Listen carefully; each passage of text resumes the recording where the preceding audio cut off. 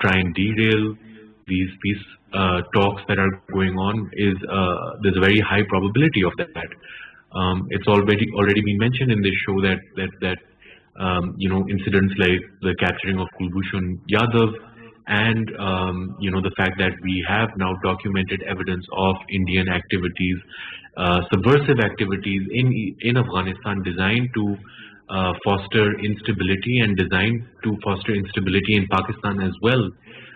Taken together, this evidence all suggests that yes, Pakistan is at the moment facing a very heightened threat matrix. Pakistan has to be very acutely aware of the possible risks that could accrue from Indian involvement in Afghanistan, as well as India's sort of support with other sort of non-state groups.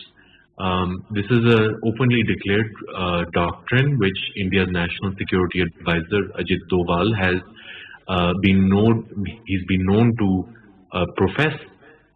This policy of trying to bleed Pakistan by 1,000 cuts. I think there are of course people who think that this is just rhetoric, but I think over the past couple of years, Pakistan has been able to painstakingly gather this evidence to show that there is indeed a real threat that Pakistan faces because of the BJP government that is in power in India at the moment, and which sees coexistence with Pakistan as an impossibility. Given this array of challenges, Pakistan needs to be very cautious and aware of the threats that it faces on both its western as well as its eastern border. I think we have done a good job of trying to fence our border with Afghanistan. The Afghans, of course, are reluctant for that kind of fortification because of the fact that on the one side they see the validity of that they call it the Durand line. We see it as an international border. I think it has to be the first line of defense because, as you said at the outset of the show, there are enormous sacrifices that Pakistani security forces as well as civilians have paid in both blood and treasure over the past 2 decades as a result of this war on terror, which has been fought not just in Afghanistan but in Pakistan too. All right, sorry, we are running out of time, but anyway, thank you very much for your presence, Humayun. It was a pleasure having you, sir. Thank you. Always good to see you, sir. And that's all we have for this hour. But a very interesting report that has been issued by the United Nations. It acknowledges Pakistan's efforts primarily against these terror groups, but they have also warned Pakistan that there is a strong threat that is going to be there from Tehreek-e-Taliban Pakistan and the splinter groups. And as we all know, that whether you talk about the Amjad Farooqi group or Usman Saifullah group, or you talk about Shahryar Masood group, a lot of these characters, they've been eliminated also. But obviously when you talk about money, dollars rolling in, this is what happens. These people, they form groups, they are supported, and then they do whatever they feel like. But at the end of the day, I think our brave and valiant soldiers will look after this threat also, and Pakistan is going to come out as a successful nation as far as the war on terror is concerned. Anyway, I'll see you tomorrow. Till then, you take good care. Khuda Hafiz.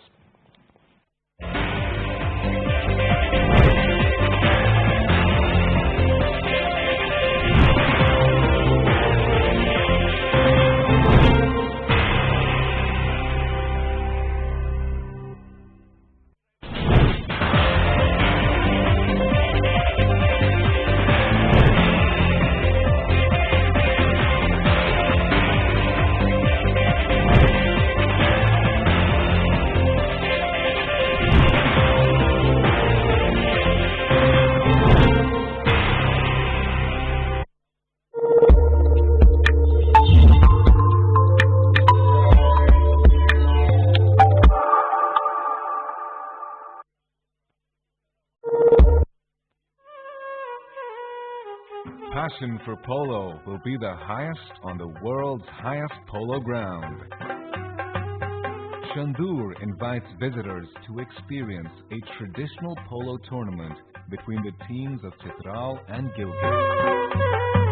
The tournament is held on Chandur Pass, the highest polo ground in the world, at 3,700 meters above sea level. The first time a polo tournament took place on the Chandur Pass was in 1936. It is a place unique and exotic in itself, surrounded by some of the most spectacular mountain scenery in the world. The event marks the annual rivalry between the teams of Chitral and Gilgit. The polo tournament has some added attractions for the visitors: trout fishing at the nearby streams and lakes, and a festival of folk dances and music of northern Pakistan. The event in itself offers a fascinating insight into the lifestyle of the people of this region. Their culture and indigenous customs are a delight to behold for the visitors. Crystal clear lakes, snow-covered mountains, alpine flowers, and vast stretches of green grass are added attractions. Fairs and festivals of Pakistan.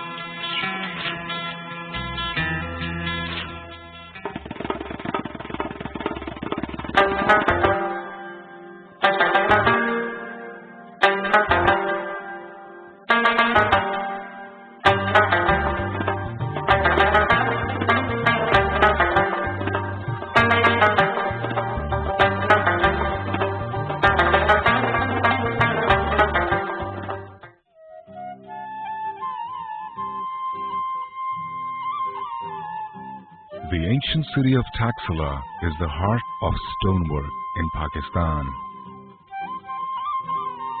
This art, which has been preserved and practiced for centuries, can be seen on many major landmarks of the country. Notably, the Pietra Dura work in the Lahore Fort's Sheesh Mahal. These stone products take days to complete and require immense precision and skill from the craftsmen. The final products are perfect for souvenirs.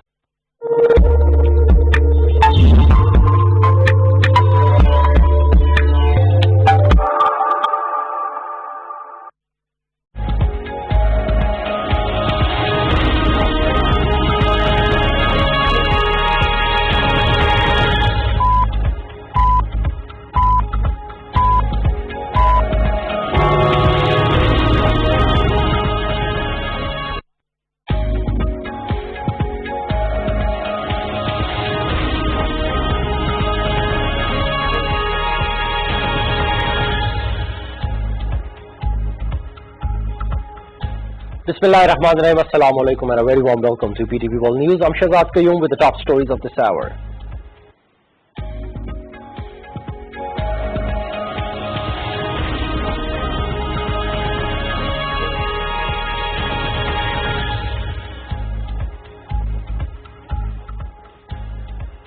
Prime Minister Imran Khan calls upon the religious scholars to propagate the real spirit of Islam, as there are various misconceptions about this great religion.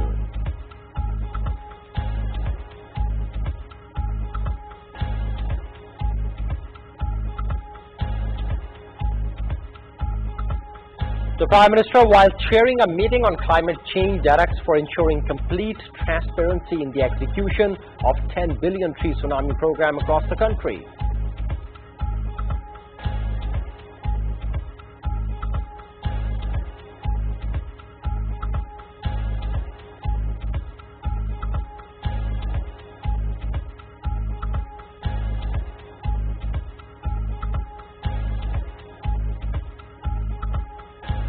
Economic Coordination Committee of the Cabinet approves rupees 350 million for procurement, installation of video analytics surveillance system for monitoring of the production and sale of sugar system.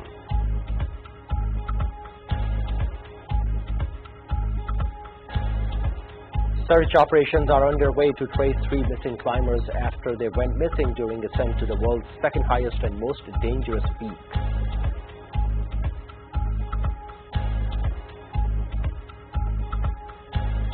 Capital Development Authority demolishes illegal structures including chambers of lawyers at Islamabad's F8 sector. The operation triggered violent protests from lawyers at Islamabad High Court.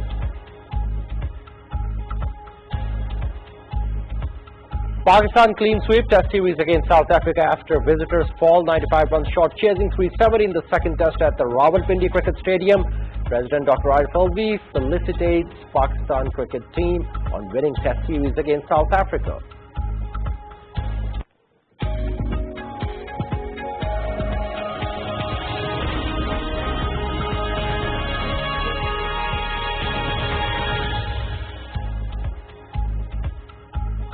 Well, that's all for the moment. For more details and live streaming, log on to our website world.ptv.com.pk. You can find us on our Facebook page with the name of PTV World and follow us on Twitter at WorldPTV. Thanks a lot for watching, and coming up next is Politics Today with Farrukh Pitafi.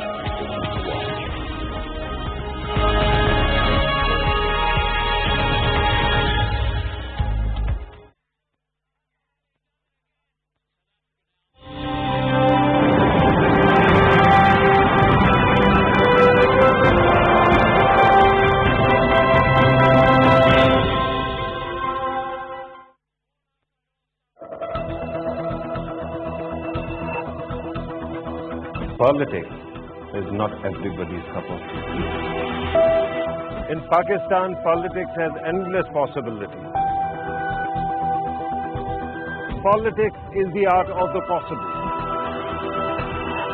But we have got you covered. Debate for in-depth analysis.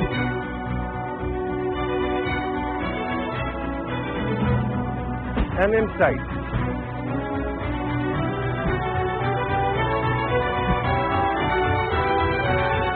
Watch Politics Today every Monday, Tuesday and Wednesday at 9:05 p.m. with me, Farrukh Pitafi.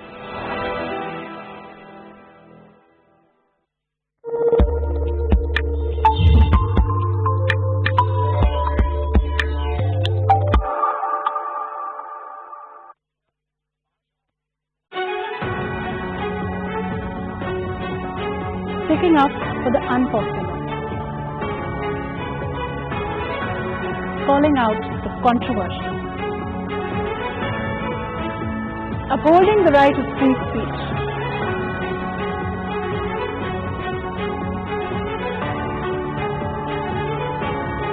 giving you all the perspectives and letting you understand the true one. And I seek views and opinions. My name is Farrukh. Watch Perspective every Thursday and Friday at 9:05 p.m. on PTV World.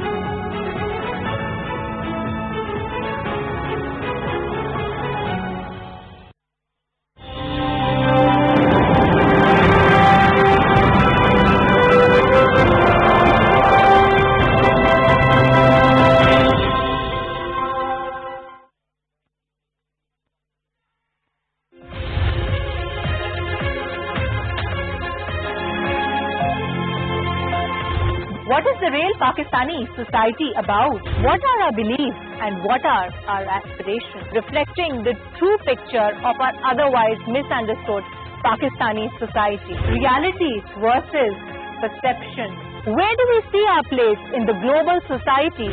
Join me, Fatma Shaheen, in rediscovering the real Pakistani society.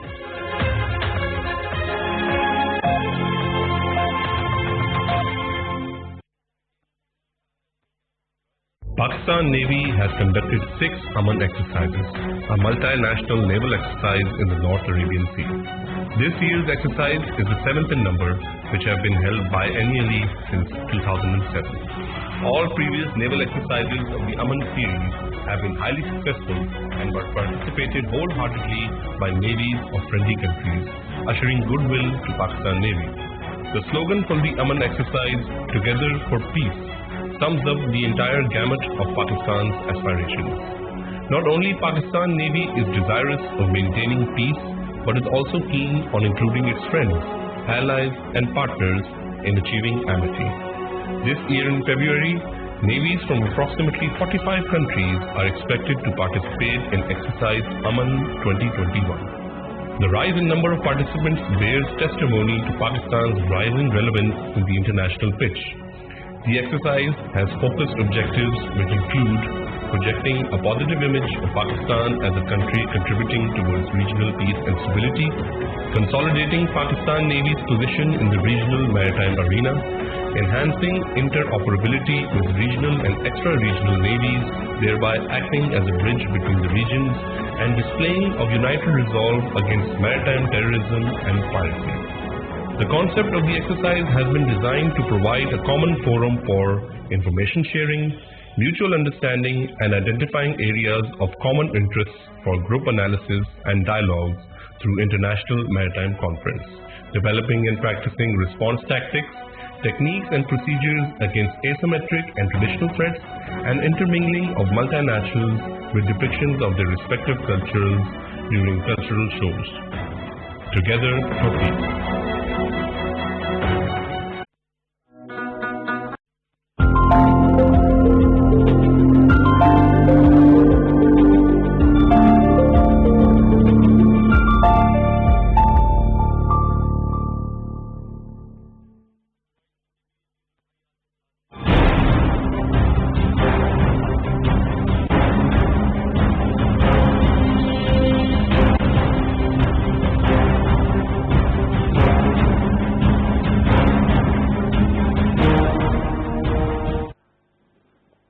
Hello and welcome to Politics Today. I'm Farrukh Pitafi. We have been talking about the Senate elections for quite some time now. We discussed it before the government sent a reference to the Honorable Supreme Court of Pakistan, actually presidential reference for the interpretation of election bylaws. Then we also discussed it when the government decided to introduce an amendment bill in the parliament, and then we saw what exactly happened in the parliament as well. There was a lot of commotion and it came to blows between various parties. That is not all. After that, of course, the word has it that the Election Commission of Pakistan is going to announce the election schedule on February 11th. So it seems that to take care of the matter and just to ensure that things don't get it cannot be exploited. The government has brought in this ordinance yesterday, and this ordinance actually ensures that there is going to be an open ballot elections. We are going to talk about that because the opposition and the legal bodies keep on complaining about the matter, and the government says that the only thing that it has done is contingency planning, nothing else. If the Supreme Court of Pakistan rules and decides in favor of government's prayer, and then of course the government is going to use this ordinance to ensure that the elections take place according to the open ballot system. Otherwise it is going to be a secret ballot. That is not all. We have seen the mood of the opposition parties as well, and PDM seems to be adamant that it is going to bring down the government. How to do it? we don't know. We are going to talk about all these matters and more. In order to help us understand these issues, we are joined by Javed Jadoon Saab in the studio, a career journalist and analyst, needs no introduction, regular on this show. Thank you very much, sir, for being part of the program. Then we are joined by Barrister Abdullah Mumtaz Kahlu, who is representing Pakistan Tehreek-e-Insaf, the ruling party. Thank you very much, Barrister Saab, for being part of the program. Arif Chaudhry Saab and joins us, a legal expert and constitutional expert of renown. Thank you very much, sir, for being part of the program as well. These two guests actually join us on Skype. But let me start with the government's representation just to understand what was the government thinking while bringing this ordinance. Barrister Abdullah Kahlu, your answer to this, sir. Pitafi Sahab, I would firstly like to say that the ordinance is compliant with Article 89 of our Constitution, which entitles the President of Pakistan to make such ordinances where it deems necessary. Now, as you recall, Pakistan Tehreek-e-Insaf's manifesto very clearly stated that it was in favor of free, fair and transparent elections. And as you've seen in the past, how the Senate elections have been mired by controversy and allegations of horse trading. The rationale behind bringing this ordinance, which is completely, by the way, conditional upon the final verdict of the Supreme Court, the very rationale behind this is that it is to ensure complete transparency in the election of the upper house and to eliminate this illegal practice of horse trading. After all, we want to ensure that our upper house comprises the right, intelligent faces who are there on the basis of their expertise and not on the basis of their bank balance. That is why this ordinance has been brought in. Right. Barrister Saab, I understand your explanation. My question then is, why now? I mean, you had many years actually, you have been in power for 2.5 years, your party has been ruling the country, and the Senate elections took place, you know, in 2018 last time. The question is, why didn't you actually think of these things earlier? The thing is, Pitafi Sahab, our own party saw 20 of our MPs in the KPK engage in such practices. Prime Minister Imran Khan, who was then an opposition leader at that time, took swift and just action and expelled all 20 of those MPs. It came to be as part of our promises in our manifesto to ensure these proposals. However, add one further thing, that the government representatives have tried to engage the opposition on this matter, and indeed, as you recall, last Thursday, when the 26th Constitutional Amendment Bill was tabled on the floor of the House, there were scuffles on the floor of the House with opposition MPs charging towards the Speaker's chair. With such a partisan... I know, and I've actually tried to showcase that as well in the program at the start. Let me bring in Arif Chaudhry Saab, and then I'm going to request Javed Jadoon Saab for his opinion as well. Arif Chaudhry Saab, there are two matters. Before I actually ask you to comment on the ordinance and what the lawyers community is saying, particularly bar associations, let me first ask you to comment on what happened today in the vicinity of Islamabad High Court. The lawyers actually attacked the building, some of the lawyers. Would you care to comment on that as well, sir? Actually, last night, without any notice, CDA people, attacked the chambers of the lawyers, and they were demolished without any notice to any one of them, and their valuables they are, within the premises were also destroyed, and lot of loss was suffered by the lawyers, particularly those young lawyers who had built their offices with the permission of the bar association, because none of them can do it at its own. It is the bar association which gives them certificate of entitlement, and only then they build. So they were all taken by surprise. When they got up early in the morning and went to the premises, they found that their offices were ransacked, and there was nothing remaining. accept the rubric. I understand So that, that's Arif Chaudhry Sahab, and I understand that this is the lawyers have their perspective. The government says that these were illegally occupied places, so the government had to actually demolish the structures. But regardless, what I don't understand is why attack Islamabad High Court. I mean, it was an executive decision. Why actually take it out on the offices of Justice Athar Minallah and other senior judges? It's not collective decision.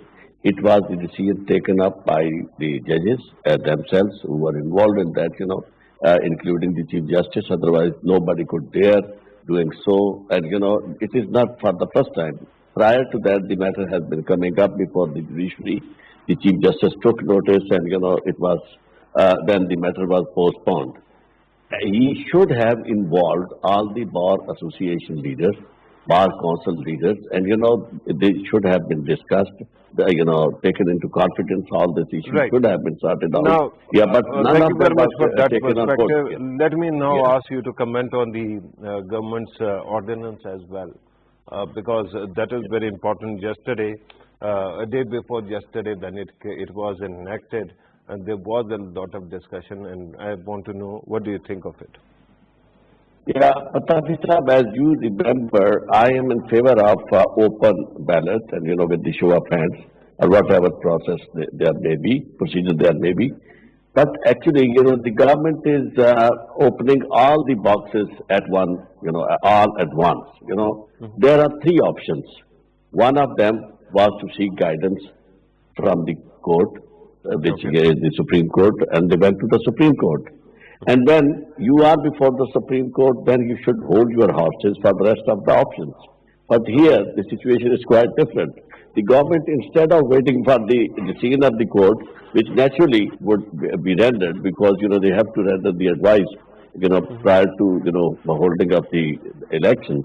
But side by side, they went to, take up this matter before the parliament, and the result was obvious. Everybody could see that, and what happened, because the opposition is determined to oppose even any good thing, whatever is brought by PTI government. So everybody saw what was going on over there, and side by side they went to the third option, and that was the promulgation of ordinance. Notwithstanding the fact that they say that this is with the sunset clause, and that means that it is conditional if the Supreme Court doesn't decide the reference in affirmative manner, then naturally, it goes away. But then there is no need because when you bring out an ordinance and go to the court will feel that that's what we have seen, that, prior to, seeking this guidance, you should have you shouldn't have opted this way. And so now the matter actually came up in the Supreme Court of Pakistan today, where the reference is being heard, and there it was deemed that the president has the right to issue ordinances, and it seems that the honorable judiciary accepted the government's explanation. Javed Jadoon Sahab, both issues. Right, sir. Javed Jadoon Sahab, both these issues. First, what the lawyers did, and we saw the video clips where they are actually pelting stones at Justice Athar Minallah's office and the Islamabad High Court, and then, of course, this issue as well. Thank you very much, Farrukh. I think it was unfortunate on part of the lawyers, because they are supposed to be the people who are the custodians and the guardians of Constitution. And they are very, very important segment of the society, rather a pillar of the judicial system on the whole. And coming such kind of a behavior on part of these very learned, very educated, very enlightened people, I think it is deplorable. That's what I can say. Right. And should there be some action, follow-up action as well? Of course, I think it is government's responsibility to maintain law and order. And if there is such an incident, I think should be probed, because what is involved is the Super High Court of Islamabad High Court and the top judges as well. So if the judges can't be protected by the government, then what kind of a message goes to the people at large? All right, because we are talking to the panel as well. Let's see in the camera so that we can. And the second aspect, the government actually, Javed Jadoon Saab actually explains that there is no attempt to pressure the honorable judiciary.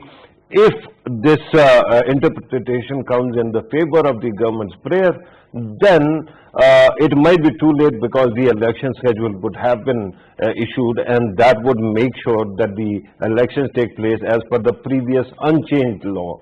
And that's why the government preempted that by bringing in the ordinance, which doesn't actually apply till the time the interpretation of the Honorable Court doesn't come in. Your interpretation, your understanding. First, I think Pakistan has a very checkered political history in general, and parliamentary history in particular. We have seen instances in the past as well where now the main opposition parties, when they were in government, particularly Pakistan Muslim League, and they involved and indulged themselves in horse trading. And I think everybody knows the instances of Changamanga, etc. Are very fresh in people's memory, and now they have taken a very high moral position that though even it is included in the Charter of Democracy as well. But why they are opposing it is beyond my comprehension. As far as government is concerned, I think the timing could be a bit controversial as well, because the Supreme Court of Pakistan has taken up the issue, and the schedule for the Senate elections is going to be announced on the 11th of this month. So I think before that, most probably on the 10th of February, the Supreme Court will come up with some decision, and the likelihood is that it would be a short order or whatever, but I think decision will come from the Supreme Court. Government should have waited for that decision coming from the Supreme Court of Pakistan instead of making it a very controversial issue. Yeah, hang on. But is it a controversial issue? Are you sure that we can say it with certainty that the verdict would have come before the schedule being announced? I'm saying this because you cannot put a timeline on the Honorable Court's decision-making process. The reason, Farrukh, why it has to come before the issuance of the schedule of the elections is, once the schedule is issued, then you really can't make changes in the process of the procedure, which is already part of the Constitution. So I think it is imperative on part of the Supreme Court of Pakistan as well. And I'm definitely, I think they are even they have the cognizance of the issue. They understand the importance and significance of the coming elections. And as for government's position is morally, I think they have a very correct position. Because of the past practices, I think it is about time that we must introduce certain changes in the Constitution to ensure that the parliamentarians do not sell their votes. When you brought up Changamanga, I thought of another very recent example. In 2018, if you remember, just before the national elections, the government in Balochistan was brought down by through People's Party's machinations. And then at that time, we saw what happened in the Senate elections also. And once the elections took place, the slogan was "Ek Zardari Sab Pe Bhari," right? Zardari actually overwhelms everybody else. So it seems that there might be some cause for concern. But Barrister Abdullah Kanu, let me once again ask you very clearly. You had 3 years to enact any kind of laws that you wanted to enact. Why did you actually wait till the very last moment? What does it say about the policy, contingency planning of the government side? That's a very good question. I would like to say that my party did not have a majority in the Senate to enact such a law for the past 3 years. And we are faced with a partisan opposition movement which is hell-bent on ensuring that the PTI government collapses. And only 4 weeks ago, there was a clamor amongst the PDM, who I now tend to call the Pakistan Dogli movement, in asking for the resignations of all of their MPs in all of the assemblies. So to say that my party should try and encourage them to try and to speak on these issues on a political basis, it has been virtually impossible. This opposition is an opposition. Certainly, there were some lessons from 2018 when your party leadership had to expel 20 members from Khyber Pakhtunkhwa because there was evidence of some people actually selling their vote. Why is it that in the last 3 years, I understand that you couldn't actually enact the law, but the question is, why didn't you go to the Honorable Supreme Court for an interpretation? You could have done exactly the same process, gone through the process in past 3 years. The thing is, Pitafi Sahab, in my party, there was a thinking amongst the higher political circles that political matters should be dealt amongst the political parties themselves, and we should not be troubling the Supreme Court on political decisions. However, when it became readily apparent that the opposition in this case was going to be playing opposition for the sake of opposition, it became imperative for the government to approach the apex court to form a decision on this basis. And the decision, I must add, it's a sensible decision, it's a rational decision, it's a decision that even these opposition parties have pledged in the Charter of Democracy. So I'm at a complete loss here as to why they are making these noises on the floor of the House, on TV shows. Nothing is lost. At the end of the day, the people of Pakistan shall win. It is a win for everyone. We'll see a truly representative House that will fulfill its task of making laws for the betterment of our people. Right.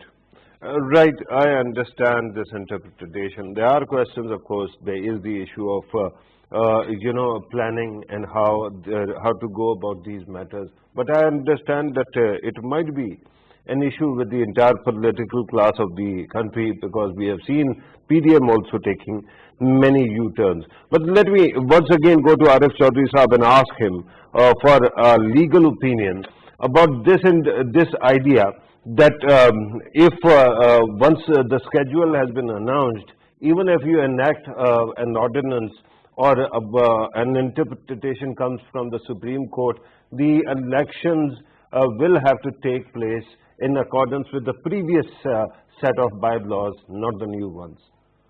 Is it correct? Well, I don't think that.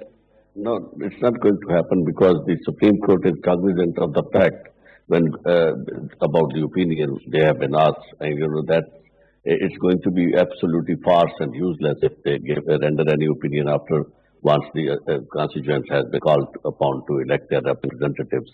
So it's going to be announced, on 10th, and it's not going to linger on. And after government has sufficient time, even at that point in time, because it's same day. They could issue the ordinance keeping in view what the Supreme Court has advised.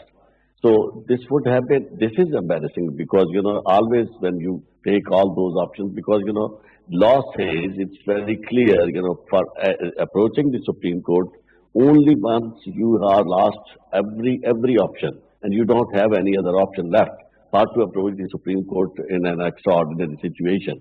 So here, if they wanted to do it, and you are absolutely right, this could have been done much earlier. And as far as the conduct of opposition is concerned, that is not from today. That is from the very start of the show when, the Prime Minister didn't shake hands with them and he always told them they are the looters and they are the plunderers and, I'm not going to NRO. And on the other hand, they are determined not to cooperate with the government. So that is the situation which is lingering on since the very inception of this parliament and the installation of the government. Nothing has changed. But, things always with the PTI is a problem that, anything, whatever they have to do, they wait till last moment. And I don't think, that's the right way to... I understand. Again, another very simple question. You are saying, if I am correct in understanding, that bringing an ordinance amending the bylaws after schedule has been announced is not a legal matter. It is merely an optics matter that the opposition could have accused the government of manipulating the elections. Is it true, sir? No, they cannot, because once the schedule is announced and the process is start, you cannot change any procedure. The procedure has to be changed because once the schedule is announced, then it has to go by the same, way as it is already, under the previous bylaws. But actually, it's not matter of bylaws, it's matter of the constitutional amendment. Because it is the Constitution which says that Senate election or any election for that matter under Article 226. With due respect, is it not what the government's reference is about? Whether the Senate elections are going to be held, secret ballot falls under the purview of Article 226 or the, election, the Reform Bill 2017? Because if it is about the bill, then of course it can be interpreted by the government itself by bringing in an ordinance. If it is about the bill, then it's just majority. Even then they have to go to the parliament because they cannot do it. And once the parliament is not in session, only then an ordinance can be brought in. And for such an issue which requires amendment in the Constitution, this is not a substitute. The ordinance is not a substitute.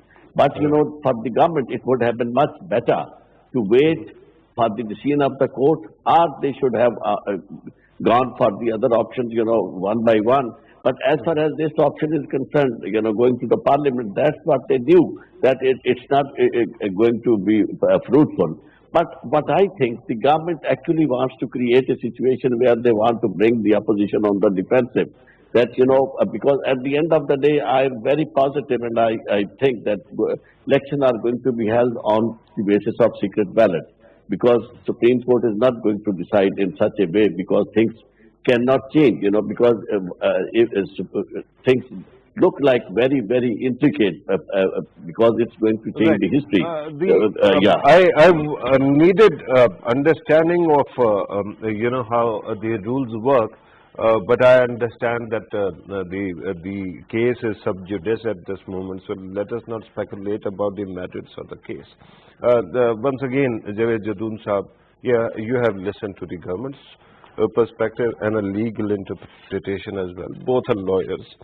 The concern right now is that in the end, from what I heard from Arif Chaudhry Saab and government, it makes sense to actually bring in this ordinance now, rather than wait till 10th. Because if once you actually wait till that time and schedule is announced, as Arif Chaudhry Saab himself said, that then you cannot change the bylaws. I think ordinance, there's nothing wrong in bringing in the ordinance as far as the changes are concerned, because it has to be a change in the Constitution. And Constitution says that it is going to be a secret ballot. Yeah. And if it is otherwise, then you need to make the required changes in the Constitution of Pakistan. Right. And we know that... And that is the sole subject of the reference that has gone to the Supreme Court, right? Whether it falls under the purview of the Constitution Absolutely. or the election law of 2007. Now, it is entirely up to the Supreme Court of Pakistan to decide which position is the correct position. Right. And if they decide that the election should be held under the secret ballot, I think government doesn't have a chance. They are not going to actually say that it is going to be conducted by secret ballot, or at least that is not the prayer. The prayer is, if it is the Constitution, amending Constitution takes 2/3 majority. This is what I'm saying, this is what I'm saying, because it has to be interpreted by the Supreme Court of Pakistan. Right. If Supreme Court interprets in favor of the government, I think then they have got no problem at all. Right. Because they have already issued the ordinance and it is linked with the interpretation of the Supreme Court of Pakistan. Right. And if it comes in their favor, I think government will have its way. If it doesn't come that way, then I think secret ballot is the ultimate choice for the elections. So why then unnecessarily create the kind of confusion and the kind of controversy which was not required? Could have waited for the 10th of, no, but 10th of February. right now, how does it make everything or anything controversial when the ordinance doesn't come into action till the time there is no interpretation? And if the Supreme Court of Pakistan rules against the government's prayer, then the ordinance lapses. It's a sunset. Sunset. Yeah. So I think then why you need to have a ordinance in place, because when the 10th of Feb comes and the Supreme Court of Pakistan is going to issue the short order, whatever its interpretation is, I think government would have gone for that, and if it comes in its favor, then I think everything is the way government wants it to be. Okay. If it doesn't come that way, then what can you do? Okay, and now let me... As we say, it's a sunset clause. That means that it will not be in effect on the 11th of February if the Supreme Court does not give the interpretation in favor of the government of Pakistan. Right. That is my point. Right, and that is a clear point. That at least makes it clear that it shouldn't be controversial, because as the Honorable Court has mentioned, the President is within his rights to issue ordinances. B, it doesn't stop either way or seeks to influence what Honorable Supreme Court is going to rule. But let me ask you another deeper question. And for 10 years, 15 years, we have been hearing about election reforms, right? And that's a very valid kind of discussion that goes on. But whenever it comes to the quality of elections, they are always disputed. And the biggest issue, the elephant in the room, is barely ever mentioned. That is the campaign finance laws or money in politics laws. Especially because we know that every time Senate election takes place, a lot of money is spent to buy votes, and then people actually get whosoever they want to elect gets elected, right? On the other side, on the regular general elections also, there is a limit of expenditure. But we know that nobody abides by that, and elections take place. So the money in politics is not being fixed. If this issue is not being fixed, then therefore we keep on trying to plug other holes that are created by this problem. Farrukh, I think it is quite obvious that all the main political parties, they do not seem to be sincere to the cause of introducing their reforms, the parliamentary reforms, because it suits them when they are in power. Okay. When PMLN was in power, they wanted it to be that way. And they never intended to introduce any substantive change in the parliamentary rules. And same is the case now. Certain observers are saying that maybe it is the kind of fissures they see within the PTI itself as well. And probably Pakistan Tehreek-e-Insaf government believes that there could be certain defections, or maybe there could be certain parliamentarians in the provincial assembly or in the national assembly or the senate as well. They might be willing to sell their votes as well. I think quite a genuine concern, because we have already the respectable parliamentarian from PTI also mentioned that 21 of their provincial assembly they sold their votes and ultimately they were punished as well. So same is the case with Pakistan Muslim League and PPP. We have seen when the motion was introduced in the Senate to de-seat the sitting chairman Senate, and what really happened is an open secret. We know that. So why they are opposing it right now, and I think the reason is that they may be looking for the same thing. They might be looking for purchasing the votes as well, because otherwise I don't see any reason, any logic, any rationale of their opposition to this particular change in the constitution or the procedure of holding elections in the Senate. Yeah, and let me bring up the India's example also, because in India also Senate elections take place more or less in the same fashion, but their leader of the party is allowed to know who is actually voting, casting vote for whom. So the voter actually takes the vote to the leader and shows him, and then casts it. So that could have been a possible. Could have been, and I think it is quite fair because even the two main opposition parties have decided in the Charter of Democracy that they should be not a secret ballot but open ballot, and when Pakistan Tehreek-e-Insaf says the same thing, they start opposing it. Right. So there seems to be some malafide intent. I think there can't be any other reason. Right. Let me once again ask Barrister Kalu. Sir, we are talking about how to actually amend or improve the bylaws, but there are bigger questions that perhaps have been there, hanging there for quite some time. For example, that why is it that the election of Senate takes place indirectly? Why shouldn't it be direct like the US?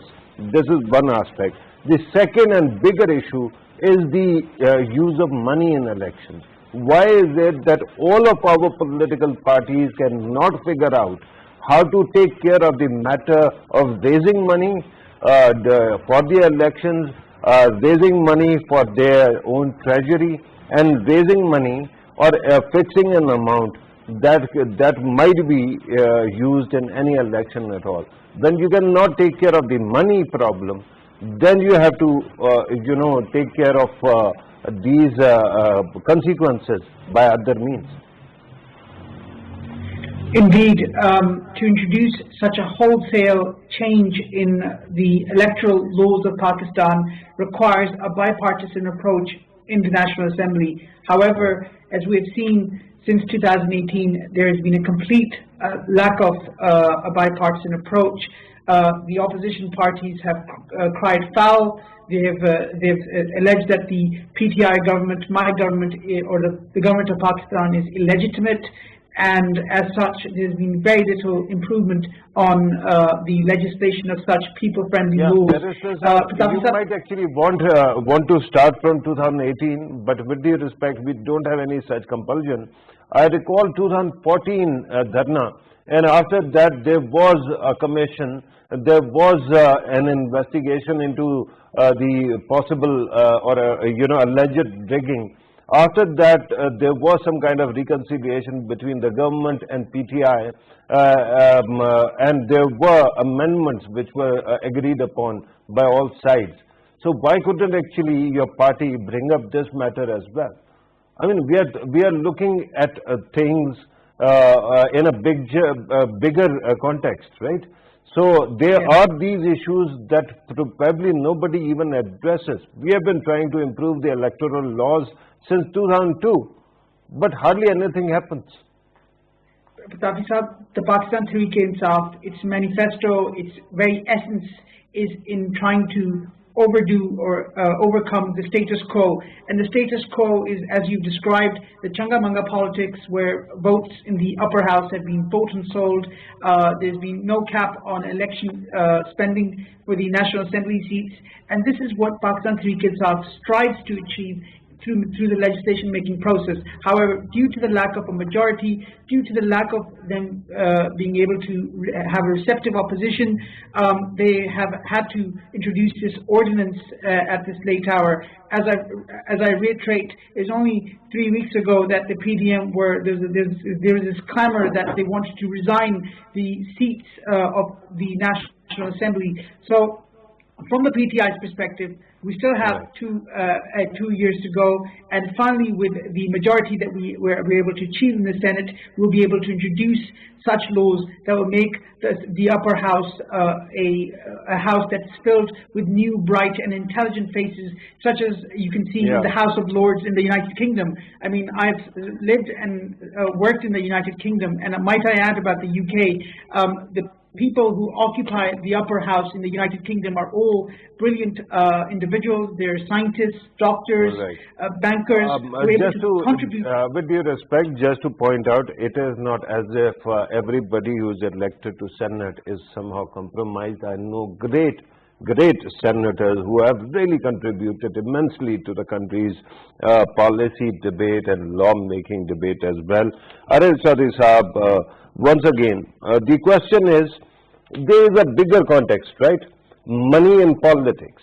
Why is it that nobody ever talks about the fact that our political parties lack the mechanism to raise, funds on their own. And that's why, in the end, many of the political parties end up selling tickets.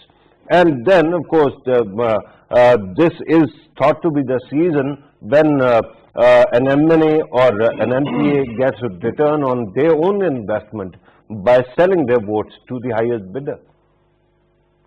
Yes, everybody is the beneficiary of same system. So, irrespective of whosoever he might be, maybe, PTI, maybe Muslim League, Noon, or People's Party, or anybody else for that matter, everybody is going the same way, the same track, Only the slogans change, the rhetoric change, but the pith and substance never changes. Same people, same modus operandi. And, if this PTI would have been with good intent to legislate, they should have brought about legislation in the parliament and telling people that, look, this is what we have brought and this is beneficial to the people at large, but the opposition is opposing. So they should have set a track record of doing something positive. And the government, the opposition would have been on defensive.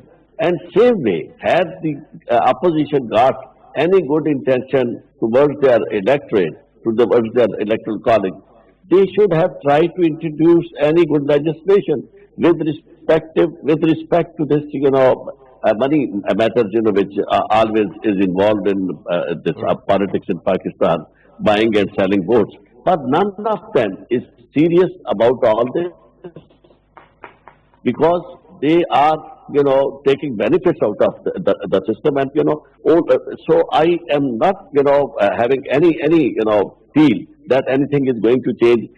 PTI, from the very outset, they knew that, they are not in majority. They should have taken two different paths. One, to deal with the parliamentarian in the parliament, and the other, to deal with other matters, And, they are... With due respect, sir, Arif Shadi sir, you have been criticizing the government, of course, I see that point. Let me also ask you to comment on the opposition as well, that kept on telling us for 10 years that it is what they believe in, that there should be an open ballot election. They agreed on this in the Charter of Democracy, and all of a sudden, because they have more money and they can buy votes, they all of a sudden actually take the somersault. Why is it that we are not criticizing them at all, sir? Pitafi Sahab, I did it even, in the beginning. I told you that the opposition, they are bent upon, their agenda, and their agenda is very self-centric. They have nothing self-centered. They have nothing to do with the people of Pakistan. From the day one, they started criticizing the government, and they wanted the government to be ousted within a day. So I don't think that, it is for the first time that many a times I have been reiterating that the opposition of this country has no love lost for the people of Pakistan. All what they want to gain out of their positions in the parliament is that all those cases, our government says NRO, although they are not right in using this word NRO because they have nothing to do with this NRO, but the opposition wants to try their level best that a situation should come when the entire system comes to a standstill and it collapses, and new things come up, new parliament with the two-third majority in favor of Muslim League Noon, where they take, Absolutely. And they are the same people who kept on lecturing us for 10 years that we should actually respect the term limit, and they should actually complete their time in office.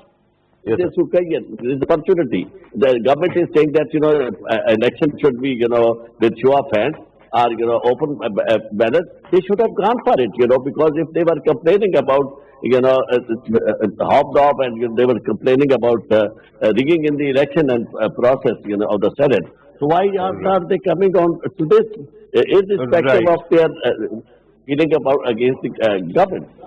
Right, sir. I'm told that we have run out of time. Very quickly, Javed Jadun Sahab, if you want to add something. Two, three liners, please do. Farrukh, if you ask me whether it is needed to have the open ballot, I think absolutely we do need that. Given the past practices on part of the parliamentarians and the members of the provincial assemblies, I think it is direly needed, and if it is not done, then the selling and the buying of the votes will never stop. So maybe the procedural things, but open ballot will fix this problem this time. And the money will still be out there, and it will be used somehow. And of course, I think all the stakeholders, they need to go for the comprehensive and holistic kind of reforms. Especially the money reforms. Sir, I'm told that we have run out of time. Javed Jadun Sahab, thank you very much, sir, for being part of the program. Barrister Abdullah Kalun, thank you very much for being part of the program as well. Arif Chaudhry Sahab, thank you very much for giving us clarity. It is always great having you on the show as well. Viewers, you have listened to our participants, but here's the point. Regardless of